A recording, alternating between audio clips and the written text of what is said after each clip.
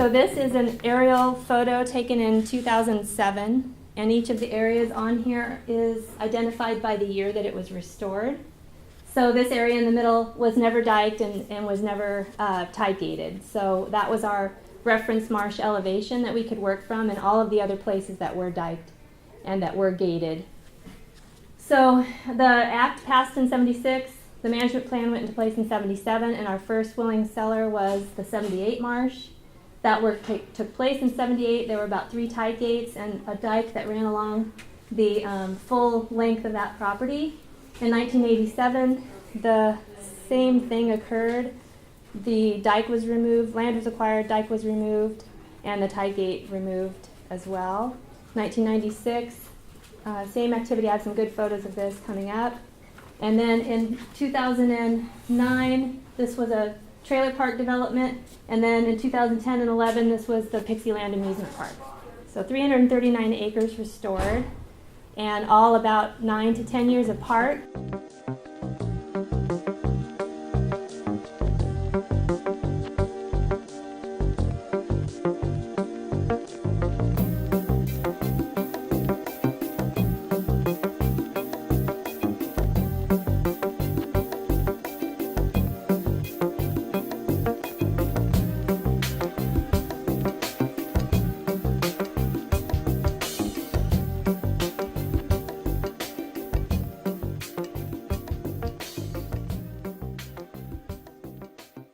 So this is a 75 oblique photo, and then this is a 2013 photo.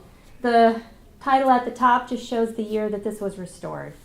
So what you're seeing is what this looked like in 75, and then what it looked like after, years later, after the dikes had been removed in 2013.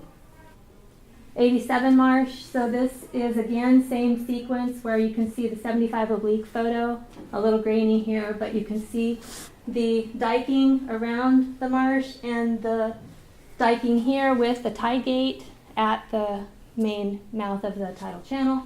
And then this is the 2013 photo showing the restoration. This is our 08-09 restoration. This was Tamara Keys. So this photo is a 45 photo before it was ever developed. And then this is what it looked like in the early stages of the development as a trailer park. They had diked it all the way around, cut off a meander bend. There was a tide gate here and a tide gate here, and then they excavated out what they called Kingfisher Lake. They brought in beach sand, and right away their septic failed.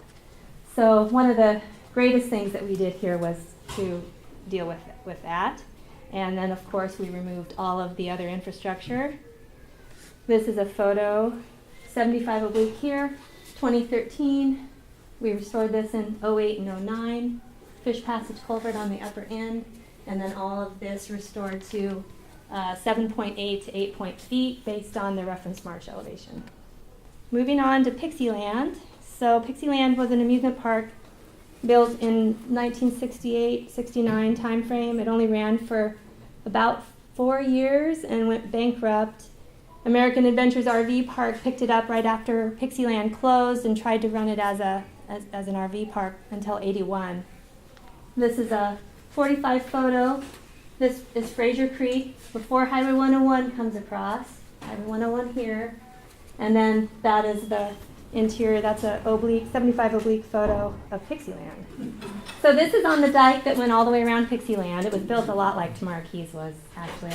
So the folks who started this had Pixie Kitchen in Lincoln City. Very successful restaurant. And this was kicked off and dedicated by Tom McCall on June 28th of 1969. That was Main Street Pixieland, the log flume ride, and then the train that went all the way around on that elevated dike that was built to keep the tides out.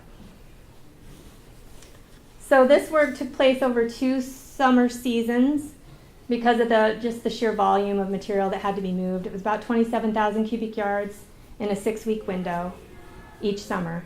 So it was mostly, it was all interior work and then the dike removal, but we didn't have to bring in any offsite material to add to this. We had good information, LIDAR and other ground truthing to verify that we had borrow ditches, that needed to be filled, and we had high areas and low areas that they had modified, and it was all pretty much a even manipulation of the interior. And then my favorite before and after photo, this is the Main Street Pixieland, and it really is the same orientation. This is in 2012 when we finished the work.